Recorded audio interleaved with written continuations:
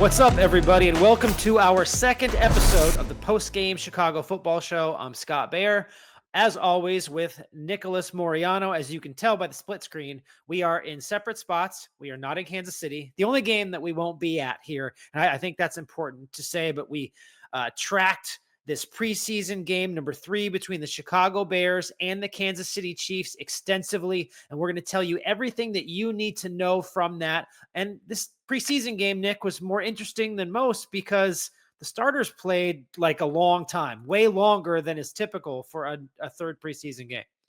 Yeah, Scott, as I was writing my article, I already had some of it preset, like 2 series for the starting. No, a third series, a fourth series. So it was more than expected, I think, for both of us going into tonight. But I think the starters needed it, Scott, especially how the offense started off that game and obviously the defense as well. But we'll get all into it. And, there's a lot left to be seen from the starting offense moving forward. Yeah, they fell into some old habits that maybe a cockeyed optimist might have hoped would be gone after seeing how they did over 2 series in week 2 against the Buffalo Bills backups. The Kansas City Chiefs also played their starters, Chris Jones, Karlaftis, the whole crew. And I think it was interesting to see some of those things come back. They started slow. Ben Johnson in his post-game press conference said it was sloppy, but they managed to rebound. And as you have over the course of the last 3 weeks, you've been charting individual players in these preseason games. The first week, you should go back, and Bears fans should definitely read that one on Colston Loveland and Luther Burden. And now that Caleb Williams has gotten into the rhythm over weeks 2 and 3, your focus shifted to that first team offense, especially. What did you notice as you were kind of tracking, watching, and then rewatching? You guys should see his setup, right? There are so many screens. Nick has the main screen. He has a tablet where he's constantly hitting 10 seconds back, rewatching offensive line play, getting that skill, kind of the skill players and the pattern setup. This is not just like casual observations from the broadcast feed. I want that to be made clear that this is an in-depth look while the game is going on. What was your takeaway from what turned out to be 4 series from the first team offense? Yeah, Scott, I have a problem with all the screens, but you do. It is all for intervention it's all for time. The good. It's intervention time, but it's all for good. And especially that first series. I mean, you start with back-to-back the penalties, you start with one, the fumbled miss exchange on the jet handoff, and then you have the false start by Colston Loveland. But looking from a bigger picture here, you're seeing still a lot of the under center shotgun types of plays, but you also saw some bad habits from Caleb Williams. There was one play in particular where he even talked about it in his press conference where his feet didn't match up with the play and he missed roam on what would have been an in-breaking route. And that happened, I believe, on the second series for the offense. But there was also a play where you're kind of holding the ball a little bit. But to be fair, when I'm looking back at the pass route concepts, it's not like anybody's open.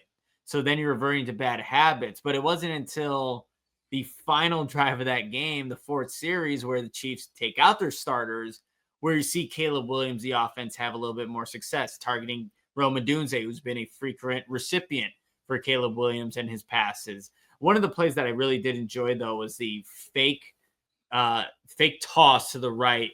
Caleb, it's supposed to be a boot action pass, but sees open field, and Caleb just takes it, uses his athleticism to run and go get a first down for the Bears. So you're seeing some of the little wrinkles that Ben Johnson can utilize with a guy like Caleb Williams compared to a guy like Jared Goff, where that probably play isn't happening to the success that it did with a Caleb Williams. But yeah, some growing pains, some miscommunication, just stagnant offense in that first series. A lot what you saw early on in training camp.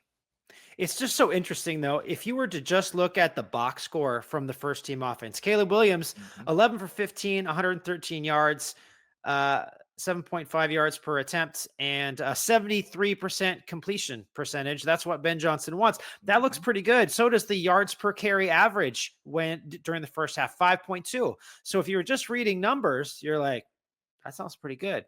But if you go farther inside with these things that you're talking about, there are little issues. Did you see it?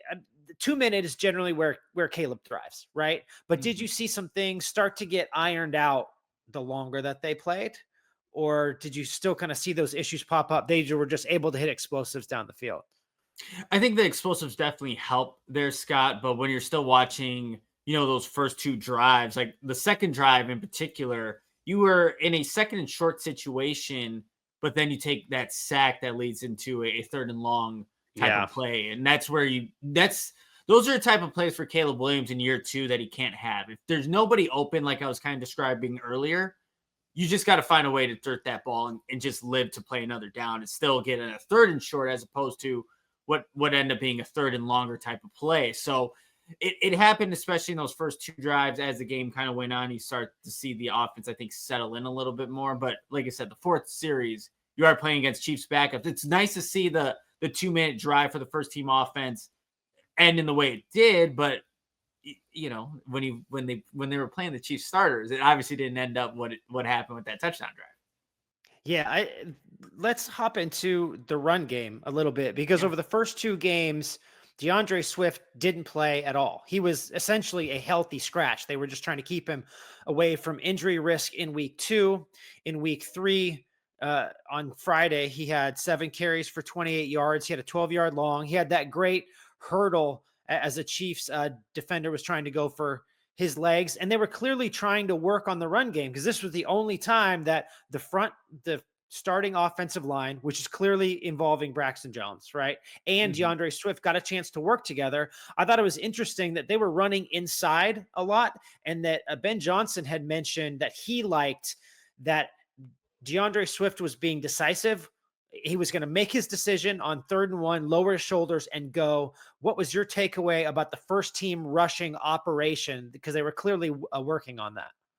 Yeah, and too, something to note, like Joe Tooney still wasn't in the game at Oh, left guard. true. So, Right. you had Luke Newman there, who I think has been playing really well for a guy that Yeah, a later round draft pick was supposed to play definitely. center, but played left guard with a starting unit, played right guard later on in the game. So stock up maybe for Luke Newman. Got to tune in for later, maybe tonight. But I did like seeing DeAndre Swift get those runs on the inside because that's where you need to see him work. Because last season it wasn't effective enough. And again, the offensive line didn't give him many areas to run into, but you just got to see Swift with the improved offensive line, how he's going to take that approach because we know what he could do in space. You see him hurdling over defenders, the nice 12-yard cutback that he also had. That's something that I think Bears fans should be confident about with DeAndre Swift. It's in between the tackles. And I think there was a point of emphasis for Johnson to get him those carries so he can get acclimated to his starting offensive line in the interior and see how he can approach those runs when he's inevitably going to get them during the regular season. Now, we don't know the entire Bears health report, right? But when you look at the state of the running backs right now, it's it's at least not good for right now because Roshan Johnson unavailable, Kyle Monangai unavailable, Travis Homer unavailable, and after DeAndre's rep count had been hit, you have Britton Brown coming in who hasn't really been here very long. Now, again, we don't know. There's still more than 2 weeks until they play against the Minnesota Vikings in week 1. But they need to start getting some of these guys healthier. They might have to look on the street, or Brown may all of a sudden end up in a spot where he could at least be a practice squad elevation, something like that.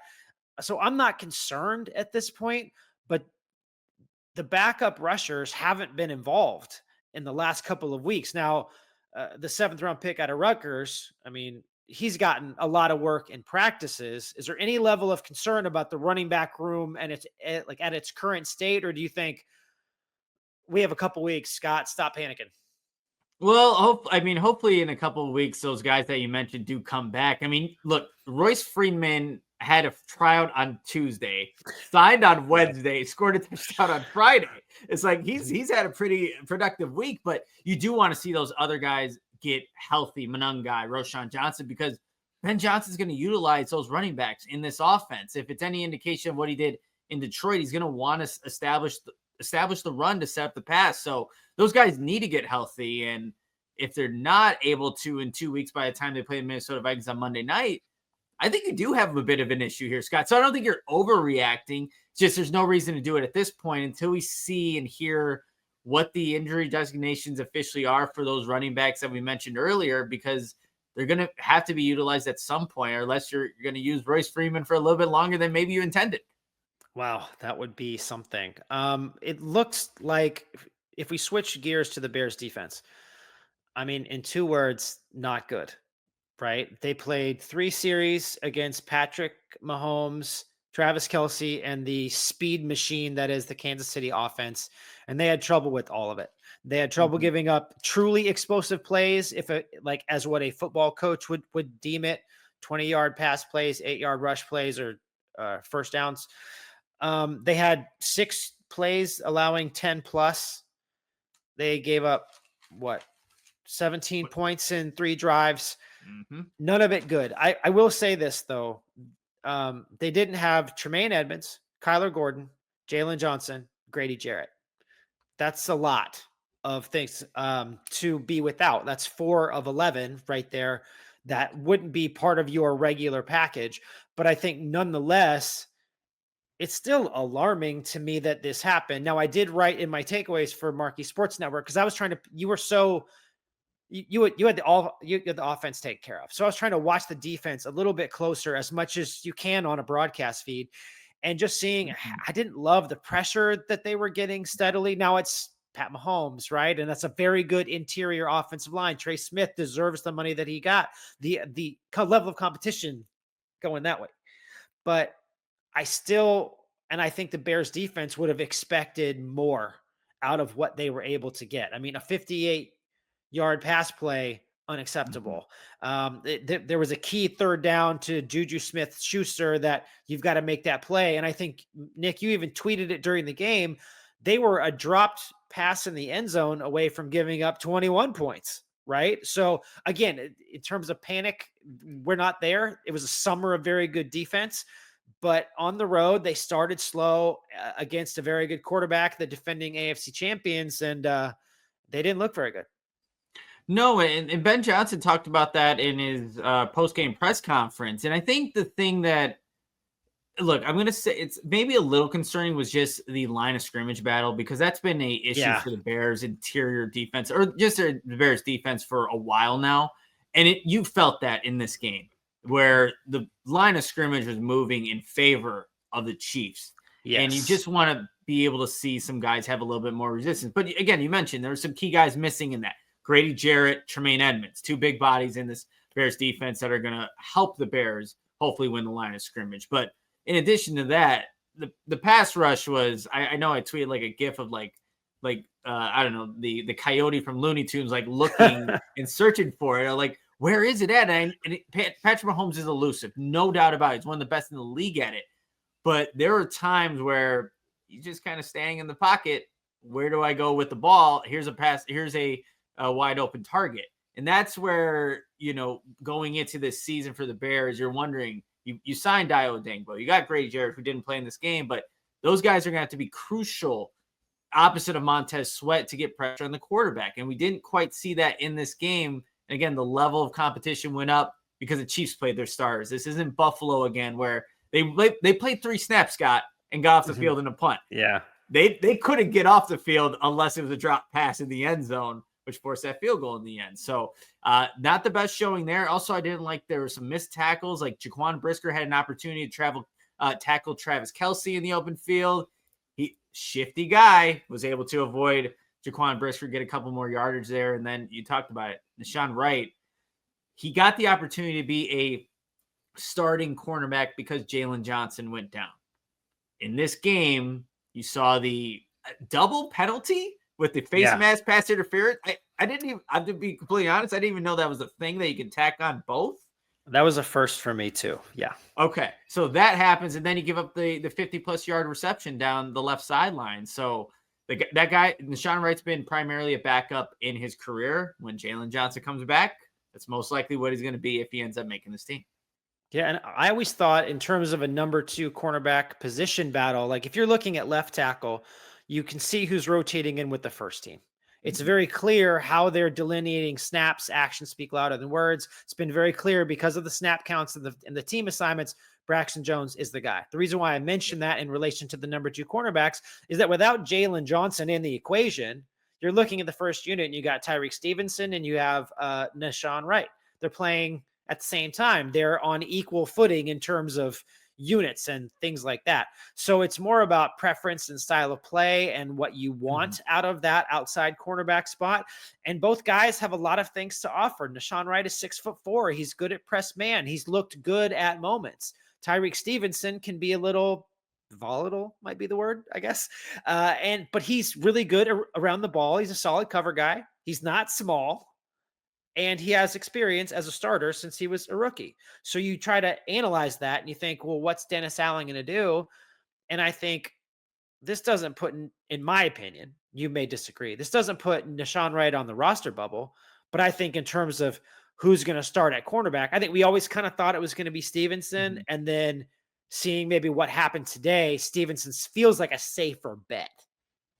To me, I would say so, Scott. And Tyreek Stevenson also gave up a touchdown in this game too on the back shoulder fade. So I mean, both the corners are didn't have their best games, but I agree with you. It's most likely going to be Jalen Johnson, Tyreek Stevenson, Sean Wright will find a way to still make the roster as a backup depth piece. But yeah, the Chiefs showed this Bears defense what they need to work on heading into the Week 1 matchup against the Vikings. Yeah, and it was interesting. I was watching the Chiefs broadcast, which is like Homer City times 1,000. It's basically a 3-hour commercial to buy Chiefs tickets. But over the course of that broadcast, you don't really follow another team's preseason goings on, right? But apparently Kansas City, it was their first home game of the preseason, and they were super pissed about the fact that they got rolled against the Seattle Seahawks last week. And they had not played well in the first 2 games. So I think the Chiefs, at least from their vantage, came in super motivated to have the number ones go out there and look like the AFC champions and get some momentum because they play on a Friday in Brazil against the Chargers. So from a Chiefs perspective, the Bears were going against a buzzsaw in terms of talent and in terms of motivation, which is shocking for a third preseason game. I think those things were working against them. I'm not using that as an excuse. I'm just saying that there was a lot that the Chiefs are so talented, and we saw exactly why. Kareem Hunt has a second life, apparently. Pacheco he's an explosive play waiting to happen. But the Bears, if you want to compete in the NFC North, right, with all the talent there, you're going to have to deal with those types of people, the Justin Jeffersons and the Amon-Ra's and the Laportas and all these other types of things. You need to be ready for that. I guess as I wrap a bow on the defensive conversation, the important thing for me is this, is like, look, it's still the preseason. And I think it might not be a bad thing to get a little bit of a wake-up call. Like, go ahead. Like, oh my gosh, I'm bleeding. I just got punched in the mouth. All right, well then how do you react? I think it was good. I think Ben Johnson learned something about Caleb Williams in that didn't start all that great, but they kind of picked it up and got a little bit better, that they reacted well. I think the Bears defense took it a little bit, and now they need to react well. They still have 2+ weeks to kind of figure it out, iron some things out, but everything for the Bears defense was kind of like cruising, you know what I mean? Sailing on the calm. And then all of a sudden, whoa, maybe we're not perfect. Maybe that, I doubt that they thought they were, but maybe this is a good teaching tape now to be able to make sure that they're ready to go for Week 1. Now that's why they have to use this time that they have before they host the Vikings Week 1 at Soldier Field. So there's things that be ironed out. And, I don't think that, like you, the Bears went into this game thinking, yeah, we're on top of, we just blew out the Buffalo Bills. We didn't play their starters. But now it's just a reminder, yes, there's still work to be done, and there's time to do it before Minnesota comes to town. All right. Well, we accidentally happened into a segment on this Chicago Football Show post-game edition last week, and we liked it so much we're going to do it all the time.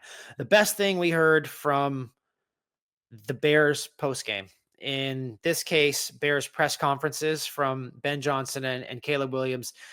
Nick, what really stood out to you? Yeah, I like Ben Johnson's just straightforwardness when he said he didn't like the throw that Caleb had to Rome Odunze in the back of the end zone, which ended up being an incomplete pass. It was one of those balls that, hey, if my guy can't get it, nobody can. So Ben Johnson did like that aspect of it, but he just didn't like the decision. And this is also the play that right in they go low to high, right? And Rome Odunze is kind of that high end zone. Right below him is DeAndre Swift. just kind of open there. He's short of the end zone, but it's just a less risky throw and a completion. And DeAndre Swift, a shifty guy in the middle of the field. So I just liked how Ben Johnson put that out there. I didn't like that decision. He liked the throw because if Rome wasn't going to get it, nobody was. And, Rome ended up, I think, actually like knocking the ball down. So nothing would happen like a turnover. But that's just something that I think for maybe some head coaches, they just are not that transparent. But for Ben Johnson, preseason game, didn't like the throw. We'll work on it, get back to the tape, and make sure Caleb's eyes are where they need to be, and maybe take the check down to DeAndre Swift there. I mean, Ben Johnson, never change. Please just keep perspective, keep being honest. He doesn't slam his players. He just says, I would have liked to have seen him continue with his progression, or like whatever he's seeing, he's telling us about it. I think that's a really confident and honest way to go about it. And Caleb Williams, I thought, in what I liked from his press conference was what he said right off the top. He was asked about the sloppiness early, which you really do a great job of analyzing in your story on MarqueeSportsNetwork.com. And he said, yeah, like we all see it. We know it's sloppy. And the weird thing is that they have examples of how good they can be when things are on time, in rhythm, and clean. So you have these pieces of evidence, and you're like, well, that's the Bears from the first drive in Buffalo, and that was the Bears from the first drive against Kansas City, and it's the same personnel doing completely opposite things. And it's not all about level of competition. So it's about trying to merge those things, because when you play the Vikings or the Lions, or I mean, even the Cowboys and Raiders, you're not going to be able to get away with those types of mistakes. And that's going to be important moving forward. It's, can they figure it out? Can they be consistent in that way?